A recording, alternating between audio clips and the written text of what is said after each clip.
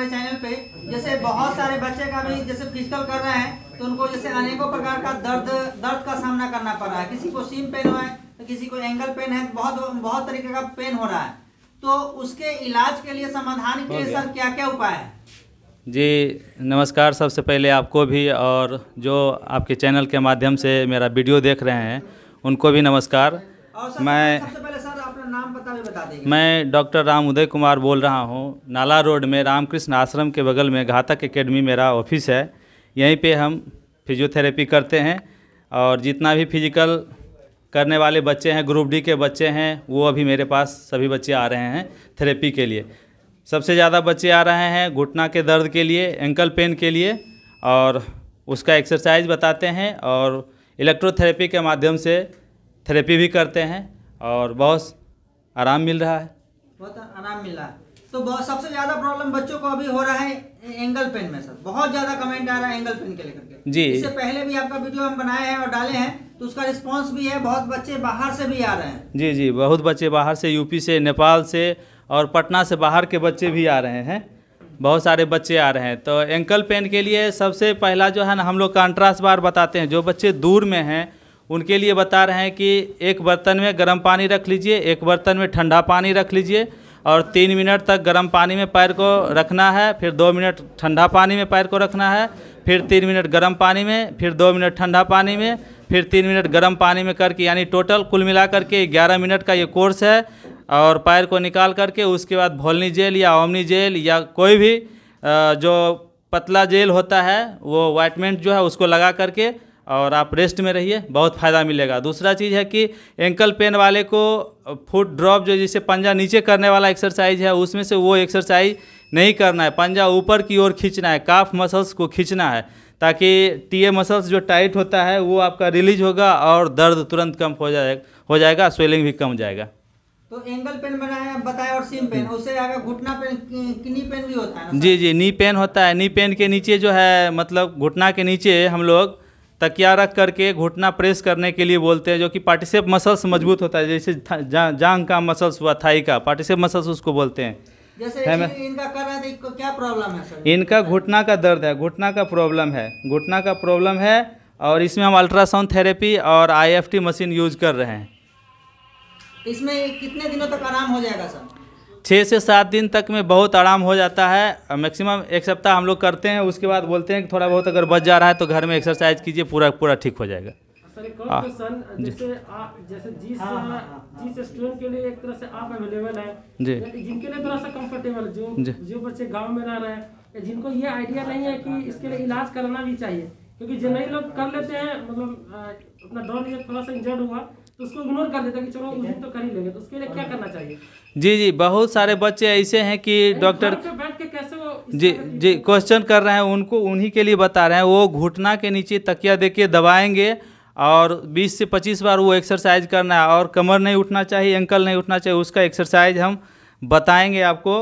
अभी तो मशीन पर रहा है और बता देते एक्सरसाइज, तो वो बेहतर रहता है। आपको दर्द होता है, जैसे कमर में भी दर्द रहता है? जी, कमर, लो बैक पेन होता है, जिसे लंबर सिस्टम में प्रॉब्लम होने के कारण, जिसे नस चप रहा है या डिस्क बल्जिंग हुआ या स्लिप डिस्क हुआ या भारी सामान उठाने के कारण से होता है। बहुत सारे लोग क्या करते हैं, सो करके उठते हैं, डायरेक्ट चित्त भार उठ जाते हैं। डायरेक्ट उठने के कारण से भी दर्द हो जाता है। उनको कभी दर्द नहीं है और सो के उठेंगे तो तुरंत उनको दर्द हो जाएगा। तो उसका कारण क्या है कि आप या तो चित्त भार डायरेक्ट उठे, उसके कारण भी हो सकता है, या विटामिन D3 के कमी के कारण से होता है, या कैल्शियम के कमी के कारण से होता है, और या आप गिर गए हैं तो किसी तरह का फ्रैक्चर हुआ। बहुत सारा कारण हो सकता है उसका।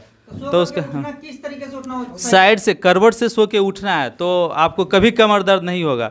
और दूसरा चीज़ है कि आप अगर नीचे से कोई सामान उठा रहे हैं तो उसका भी एक तरीका है सामान उठाने का।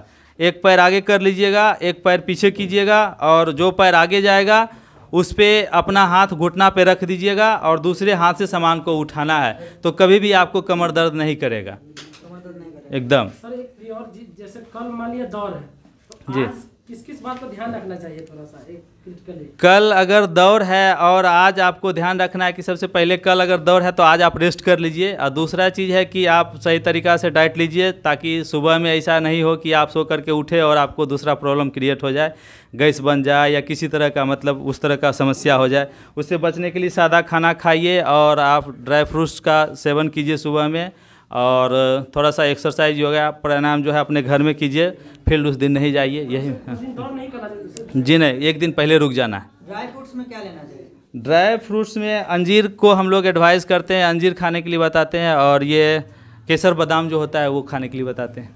जो सुबह में है 6 बजे या दिन का 12 बजे, वो क्या कर सकते? 12 बजे जो है वो ग्लूकोज पी के अगर वो करते हैं तो उनके लिए बेहद बेहतर रहेगा। ग्लूकोज पीना? जी जी, ठंडा के दिन जी, उससे हमारे शरीर में ग्लूकोज की मात्रा रहने से एनर्जी बहुत ज़्यादा मिलता है, जिस कारण से ठंडा हो या गर्मी उससे हमको कोई फ़र्क नहीं पड़ता है। जब बच्चे सुबह में दौड़ते हैं तो ये नहीं देखते हैं कि आज ठंडा है तो हम कपड़ा उतार के नहीं दौड़ते हैं। उस ग्लूकोज नहीं लेने के लिए, जैसे कुछ लोग बोलते हैं एकदम गलत है। वो ग्लूकोज लेने के बाद बहुत जल्दी एकदम एनर्जी मिलता है, शरीर में ताकत मिलता है बहुत ज़्यादा। कुछ लोग का ना WH ये जो RS का घोल होता है ना, वो तो लेना ही है, वो तो उससे क्या होता है BP लो नहीं होता है, समझ गए, लेकिन एनर्जी हमको मिलता है ग्लूकोज से ही। सर एक और चीज, जैसे कुछ ऑनलाइन भी एडवाइस के लिए कुछ रखे हैं, जैसे जो बच्चा ऑनलाइन भी, जैसे अभी कुछ दिन पहले आपके पास कॉल आया था दूसरे स्टेट, जी जी, उनको हम देख तो आपसे नहीं डायरेक्ट कनेक्ट कर सकता जी, उनको हम देख लेते, अगर वो कोई दवा खा रहे हैं तो उनसे देख करके पूछ लेते, अगर सही दवा चल रहा है तो फिर तो बोलते हैं कि उन्हीं को उसी को खाइए, अगर सही दवा नहीं चल रहा है तो फिर अपने तरह से दवा उनके व्हाट्सएप पर भेजते हैं। प्रोवाइड कीजिए ताकि जैसे डायरेक्ट बच्चा कनेक्ट हो कॉल पे, कुछ आप उसको एडवाइस दे सकते हैं। ऑनलाइन के लिए तो हम एक्सरसाइज बता ही रहे हैं, और उनको दवा का नाम भी हम व्हाट्सएप पर भेज रहे हैं, अगर व्हाट्सएप से चैटिंग करते हैं तो। अदर स्टेट वाले जो बच्चे यहाँ पे नहीं पहुँच सकते उनके लिए क्या कहना चाहिए? उनके लिए यही कहेंगे कि आप अगर किसी तरह का समस्या है तो आप हमसे बात कीजिए, और उसको हम बात करके आपको फिर हम बताते।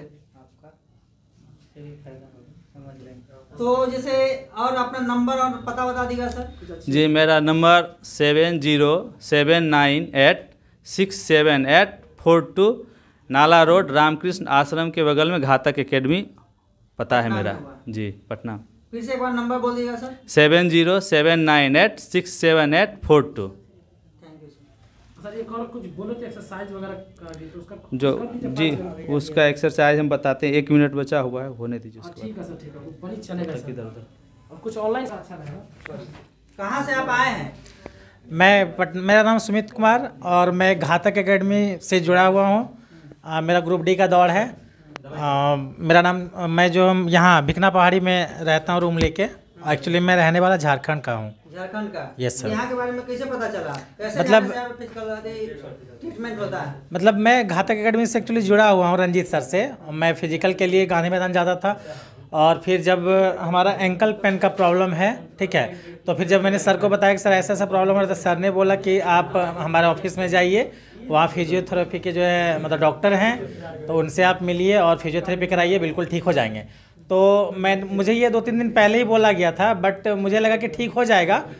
फिर मैंने देखा कि ठीक नहीं हो रहा हूँ, तो फिर मैं मतलब कल से यहाँ पे आया हूँ। क्योंकि देखते हैं यहाँ पे बहुत ज़्यादा भीड़ लगा हुआ है, सर लोग भी अभी, रंजीत सर भी आए हुए हैं। हाँ, बहुत लोगों का ये प्रॉब्लम हो रहा है, एंकल पेन और घुटने वाली पेन, ये सारी। तो फिर जो भी वीडियो के माध्यम से मतलब सारे को देख रहे हैं, तो प्राय कैंडिडेट यहाँ पे आ रहे हैं कि मतलब ठीक हो जाए। कौन नहीं चाहता है कि ठीक हो जाए, मैं दौड़ निकाल लूँ। तो फिर सबसे बड़ी योगदान हमारे रंजीत सर के हैं, जो कि मैं पहले जब घातक एकेडमी ज्वाइन किया था तो मुझे 4:45 लग जाता था टाइम लगभग, फिर 4:30, फिर 4:15, फिर 4:10, 4:08 तक मैं घुसा। तब से मेरा पैर में भी प्रॉब्लम हो गया, लेकिन मुझे विश्वास है कि मैं दौड़ निकाल लूँगा। दौड़ निकालेंगे? Yes sir. घातक का खास बात क्या है? घातक की खास बात है जज्बा, मतलब जय घातक विजय घातक। जय घातक, यस, मतलब जोश है, जज्बा है। मतलब वहाँ जब फील्ड पे उतर जाते हैं ना, तो लगता है कि बस दौड़ जाना है। यस। और सबसे और एक बात मैं घातक एकेडमी के बारे में बोलना चाहूँगा कि मतलब जैसे सर जो वहाँ फिजिकली जब एक्सरसाइज जो करवाते हैं, तो उसमें 4-5 ट्रेनर मतलब सर खुद प्रोवाइड किए हुए हैं। वो ट्रेनर लोग बहुत अच्छे से करवाते हैं, और फिर जो वो लोग नहीं करवा पाते, फिर सर खुद से खुद से हमारे सामने आके फिर वो करवाते हैं कि नहीं ऐसे एक्सरसाइज कीजिए, ऐसे कीजिए। दर्द मतलब दौड़ने के बाद जब मैं रुकता था तो मुझे पूरा दर्द होता था, फिर एक्सरसाइज करवाते तो लगता था दर्द छू मंतर, मतलब गजब, मतलब मुझे समझ में नहीं आता था कि एक्सरसाइज क्या है, इतने अच्छे से करवाते थे, तो मुझे बहुत अच्छा लगा। आपके यहाँ फिजियोथेरेपी जैसे आप तो रनिंग के लिए फिजिकल के लिए जाने माने है ही, उसके साथ साथ ट्रीटमेंट करवाने के लिए बहुत ज़्यादा विद्यार्थी लोग जुटे हुए हैं। सर इसका रीजन में इतना फायदा हुआ बच्चों को, उसके आधार पर बहुत ज़्यादा लोग जुटे हुए हैं। सर इसका दोपहर में भी आए तो बहुत ज़्यादा भीड़ था, अभी देख रहे हैं अभी भी भीड़ है, उस समय से कंटिन्यू सुबह से लेकर शाम तक। सर देखिए सर, ये सब चीज़ें भीड़ तब लगता है जब आप रिजल्ट देते हैं कोई भी चीज़ का हो, चाहे आप फिजिकल के क्षेत्र में हो, चाहे अगर किसी का दर्द हो गया है, अगर रिलीफ नहीं मिलेगा तो नहीं आएगा, रिलीफ मिलेगा तो संख्या आपका बढ़ जाता है। क्या कि बच्चे सब जो अभी जो आ रहे हैं दोपहर में जैसे बातचीत की है तो कैसे आए, तो बच्चे एक इलाज करवा के गए तो उसी के माध्यम से वो दूसरे को शेयर किए वीडियो, तो उसके माध्यम से वो सभी लोग आ रहे हैं। जी सर जी, ये होता है कि अगर जैसे भाई साहब उधर लेटे हुए हैं, देखिए उधर देख सकते हैं लेटे हुए हैं और उनका थेरेपी वाला जो लगा हुआ है, मशीन भी लगा हुआ है। अभी उनका 3 दिन हो गया है, 3 दिन हो गया, वो बोल रहे हैं कि 95% मेरा ठीक हो गया है और दौड़ निकाल के आऊँगा। तो ये रिजल्ट जब ये जाएंगे जहाँ और इनके साथ वाले जो बच्चे होंगे उनको ये चीज़ बताएंगे तो ये बात धीरे धीरे शेयर हो जाता है एक दूसरे के पास, जिसके माध्यम से फिर बच्चे आ जाते हैं। व्यवस्था और कहीं नहीं है, सिर्फ जी है तो घातक में व्यवस्था। देखिए सर, ये सब चीज़ें कॉमन है कि दर्द होता है, लेकिन ये चीज़ नहीं हो जाता है कि उसका कोई चीज़ टूट गया है। बोलते हैं ना माइनर फ्रैक्चर, हेयर फ्रैक्चर, सुनिए सर, बोलते हैं माइनर फ्रैक्चर है या हेयर फ्रैक्चर है, वो कैसे चेक करते हैं? सबसे पहले डॉक्टर साहब फीस लेते हैं 500 से 800, उसके बाद एक्सरा करा लो।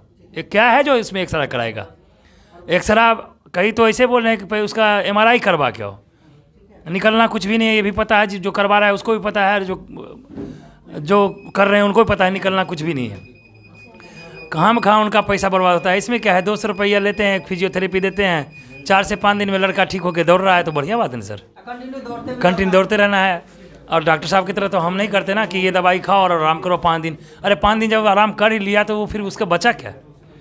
ये कराते रहिए, चलते रहिए, सब काम ठीक हो जाएगा, सब बच्चे को निदान हो जाएगा। सबका होगा सर, सबका होगा। आप अपना एक बार पता बता दीजिएगा।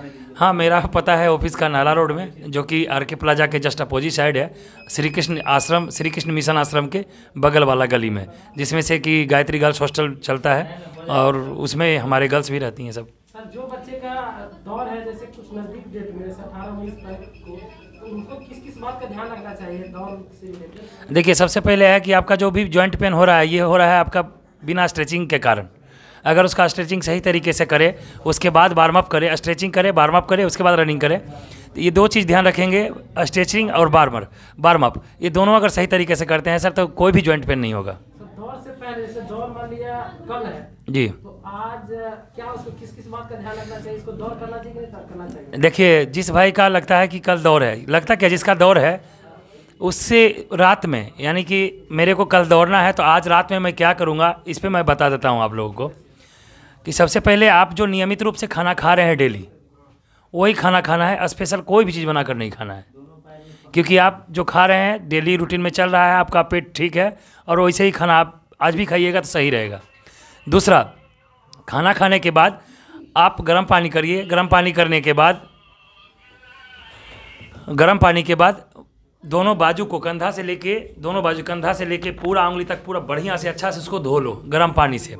हो सके तो गर्म पानी करते समय ध्यान रखना है कि उसमें नमक डाल देना है, नमक डाल के गर्म पानी करना है, और कंधा से लेके दोनों बाजू को धोना है, कमर से नीचे दोनों पाँव को धो लेना है, उसको बढ़िया से तौलिया से उसको सुखाना है, पोंछना है। सुखा और पोंछ लेने के बाद सरसों का तेल लगा लेना है पूरा बाजू में और दोनों पैर में, जिससे कि जब दौड़ता है लड़का तो पूरा बॉडी उसका फ्री हो जाएगा। और ध्यान रहेगा कि खाना खाने के बाद और पानी से धो लेने के, गर्म पानी से धो लेने के बाद वो जल्दी से जल्दी सोने का कोशिश करेगा, क्योंकि फिजिकल ऐसा चीज़ है कि इसमें बोलते हैं सख्त काम सख्त आराम, अच्छा खाना गहरी नींद। जब तक आपका नींद पूरा नहीं होता है तो दिमाग कहीं और डाइवर्ट रहता है। अगर पूरा नींद लेकर जाते हैं सुबह में तो दिमाग में एक ही चीज़ रहेगा, फिजिकल निकालना है, फिजिकल निकालना है, फिजिकल निकालना है, और कुछ देर में वो फिजिकल निकल जाता है। जिस दिन उसका दौर है, सुबह में कुछ डाइट वगैरह? सर देखिए, सुबह का टाइम सुनिए सर, सुबह का टाइम क्या है, किसी का 4:30 बजे भी बुलाया गया है, किसी को 1 बजे के बाद भी बुलाया गया है। तो उसमें क्या है 4:30 बजे वाले को कुछ भी करने की जरूरत नहीं है। हो सके तो थोड़ा सा रात में चना भिगा ले और अपने जेब में डाल ले, एक एक चना मुंह में डालता रहेगा। 4 बजे कोई भूख नहीं लगता है, वो आराम से फिजिकल निकालेगा। और बाकी 10 बजे के बाद, यानी 10 बजे से पहले है तो चना से काम चल जाएगा, लेकिन 10 बजे से बाद जिसका है वो 2 या 4 स्पंज रख ले और आराम से खाते चना के साथ लेता रहेगा और स्पंज खाता रहेगा। भूख नहीं लगेगा जिसके कारण से स्टेमिना बरकरार रहेगा। केला भी खा सकता है, स्पंज खा सकता है, केला खा सकता है 10 बजे के बाद वाला, उनका स्टेमिना बर्बाद नहीं होगा, उनका स्टेमिना बचा रहेगा। भूख लगता है तो स्टेमिना डाउन होता है, लेकिन अगर भूख नहीं लगने देंगे तो स्टेमिना डाउन नहीं होता है और फिजिकल क्लियर होगा। जो बच्चे फिजिकल कर रहे हैं उनको ठंडे पानी के लिए ज़्यादा अच्छा रहेगा या गर्म पानी से स्नान करना सर? देखिए सर, स्नान तो अभी बच्चे जब फिजिकल करते हैं तो उनको शरीर में दर्द होता है, तो उसके लिए ज़्यादा असरदार गर्म पानी पी सकते हैं। गर्म पानी ही पिएं, हमारी तरफ से गर्म पानी ही पिएं, क्योंकि जो ग्रुप डी का फिजिकल होता है, खासकर ग्रुप डी और बिहार दरोगा, लगभग सभी के पास फेट होता है, तो गर्म पानी काफ़ी रिलीफ देता है शरीर को कम करने में भी। शरीर का दर्द खत्म हो जाएगा। हाँ, दर्द खत्म हो जाएगा। और अंत समय में क्या कहेगा सर? अंत समय में यही बोलूँगा कि मैं बेस्ट ऑफ लक बोलता हूँ, लेकिन एक चीज़ बताता हूँ कि जो आपका लास्ट रनिंग होगा, चाहे वो 200 मीटर हो, 250 मीटर हो, 333 का 250 या 325 का 3 राउंड या 4 राउंड 2 राउंड नॉर्मल चलो। अगर 333 वाला है 2 राउंड नॉर्मल चलो।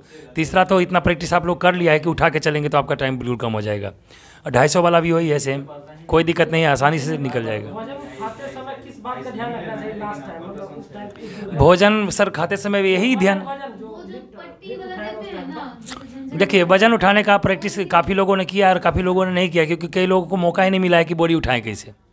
सबसे पहले बॉडी का जो ऊपर वाला भाग होगा उसको दाहिने साइड से पकड़ना है। बॉडी का जो भाग होगा ऊपर वाला, बॉडी का जो भाग होगा उसको दाहिने हाथ से पकड़ना है, ऊपर वाला भाग।